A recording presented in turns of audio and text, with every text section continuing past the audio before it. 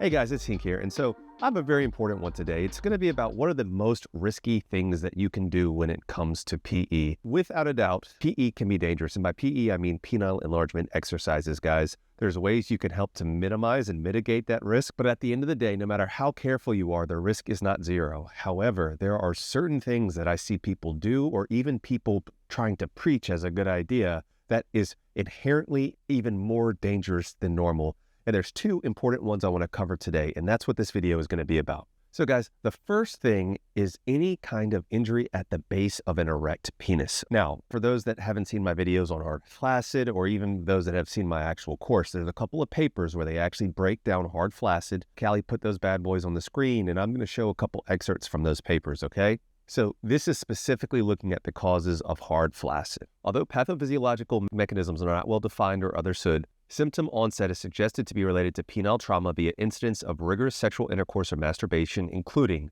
jelqing.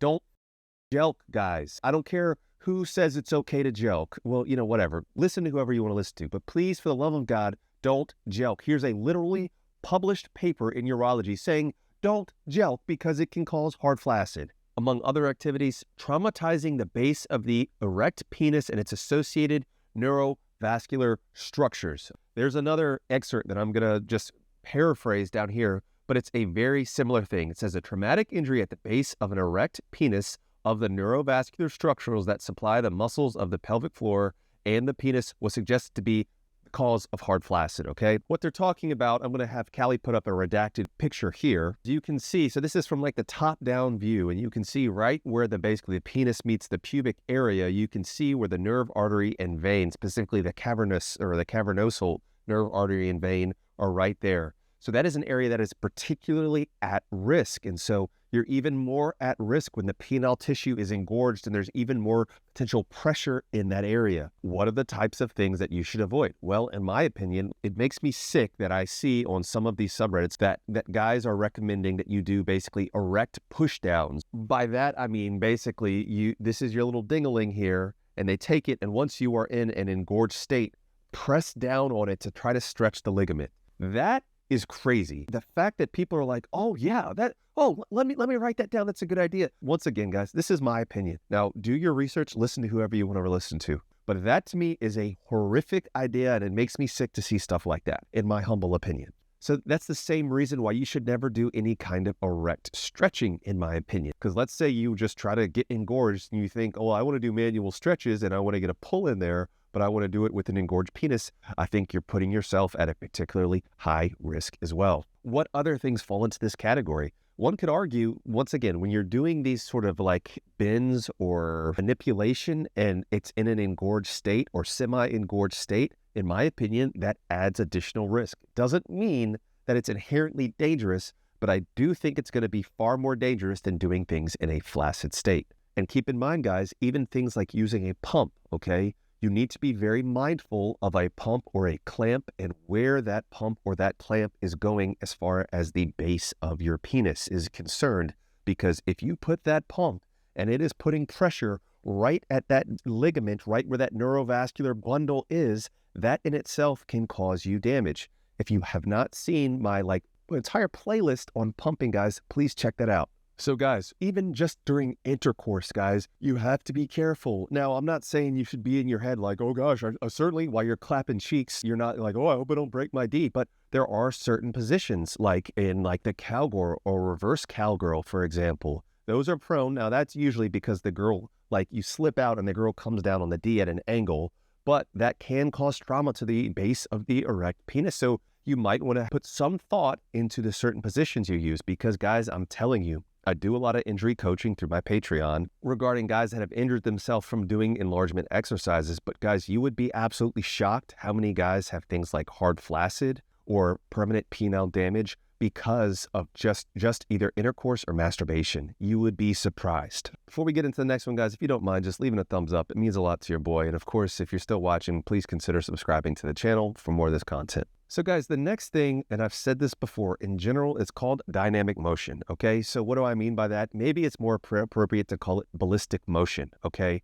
For example, if you're doing a manual stretch and you're pressing and you're pulling and you're holding in that position, until your arm gets tired or whatever, and then you release. A dynamic stretch is if you were to pull and release, or do something where you're doing like a side-to-side stretch where you're pulling and you're moving from side to side. So anything that means that you are actually having motion while the activity is taking place is what I mean by a dynamic exercise or a ballistic exercise. Now, guys, I am a clown in a mask. For all you know, I have no medical knowledge whatsoever, so just take everything I say with a grain of salt. But that being said, with the amount of injury coaching that I have done at this point through my Patreon, I have experience with this. Like, guys contact me, and one of the most dangerous, like two of the most common offenders that are dynamic exercises are jelqing and the side-to-side stretch, both of which involve manipulation with movement. I've made so many like posts on Reddit that are still available, you know, under my like Hink Crinkleberry.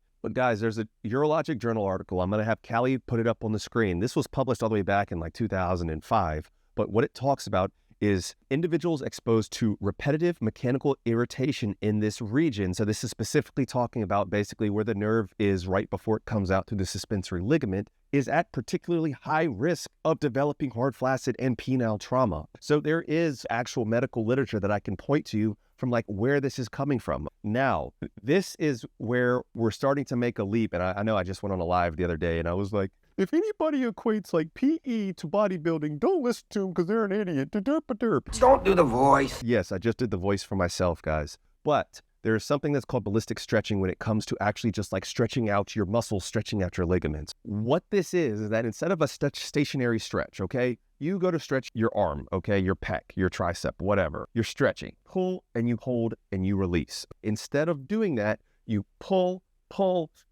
and you're kind of trying to stretch and pull it with force past like your normal stretching point, called a ballistic stretch. Specifically, the American Academy of Orthopedic Surgeons and the American College of Sports Medicine warn and have significant warnings about doing this because of the additional risk of that dynamic motion while the muscle is being stretched. It can put you at an increased rate of muscle injury and tendinitis. It's recommended only for very experienced people who have a lot of practice and are being coached in how to do it correctly. So guys, what would this include? Well, I already said it, guys, jelqing. Now, this is a hot take here. I already pointed out the paper with hard flaccid that specifically calls out jelqing, but I think that jelqing should never ever be done in any kind of form. Personally, I try to be very conservative with what I recommend. Now, there's always that guy in the comments, and I'm not going to do the voice this time, but I jelqed for years and I gained X amount and I never got injured. Hink, you're an idiot. I mean, they typically don't add the Hink, you're an idiot part, but you know, if you've had experience with jelqing, okay, whether you got injured or not, leave a comment below and describe your experience, okay? And I advise anybody to leave a comment. Everything helps the engagement algorithm. So that being said, I would never jelq in any form. I know literally my business partner, BD, has something where he recommends like modified jelqing that's supposed to be a safer version.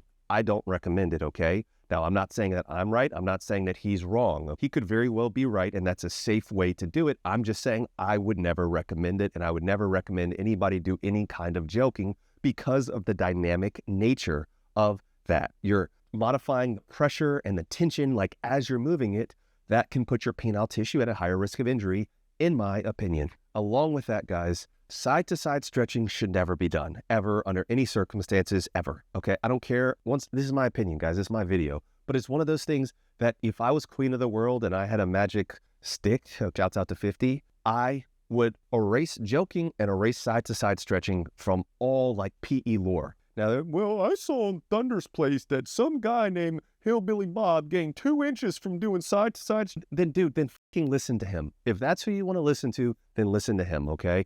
I try to practice conservatively to minimize a risk of injury. Now, guys, you have to keep in mind, I also think this is why extending is safer than doing a manual stretch. When you do a manual stretch, in at least that beginning portion, that is a dynamic stretch because you are pulling and you are holding and then you're pulling until you get tension. And then your hand gets tired and what happens? You relax and then you have to pull it back out. So you have like much more of a repetitive like pull and hold. Now, even though you should be pulling, staying static and keeping the tension the same, relaxing, and then like gradually pulling out and gradually letting go. Hashtag I am not team pull out, just for the record. But that compared to an extender where you put on the extender, you set it to the certain amount of tension and then you leave it in that position. That is inherently safer. It just is, guys. And you know I'm like a manual stretching guy. The other thing to consider is intervals, guys, like interval pumping. The more intervals you do, the more times your D is going from deflated to inflated, okay? It might be a minute and going down and back up.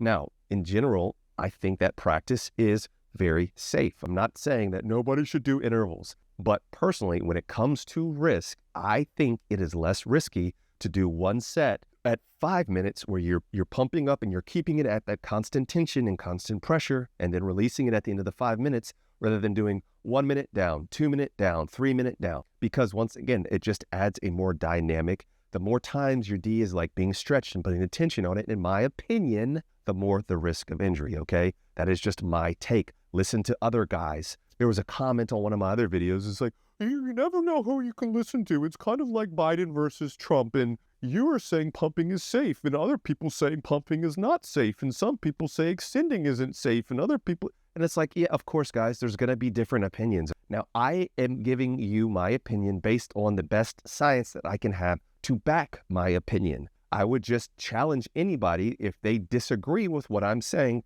try to challenge them on what kind of actual medical literature, like me quoting urologic journal articles, is actually supporting what they say. But I never tell you to blindly listen to me. Listen to other people, do your own research, form your own conclusions. But guys, that'll do it for this video. Let me know what you think. Am I way off my rocker, or is this something that you've experienced as well? Remember, guys, you're so much more than the size of your D. Be the best version of yourself, no matter what that may be. There's nothing wrong with self-improvement, but you are enough just as you are. All right, guys, peace and love. Dr. Hink got the plug on the health, yeah. Got you thinking about your wealth, yeah.